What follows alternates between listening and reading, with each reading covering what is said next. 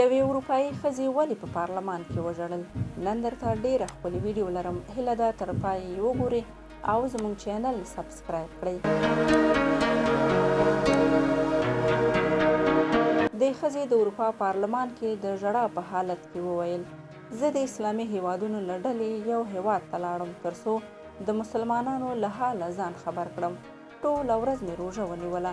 په دې روژه نیولو سره مې دې ته پام شو چې مسلمانان څومره بانظمه دي، څومره قوي اراده لري، څومره د خپل رب تر کنټرول لاندې دي، څومره خپل دین ته وفادار دي او خپل ځان څومره خوښ او پیاوړی احساسوم.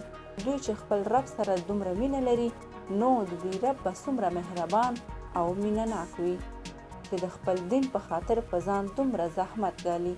د اسلام دین د صحت، د پوهې دین، د اجتماع دین، د سیاست دین او د ټولو برخو څښتن دی.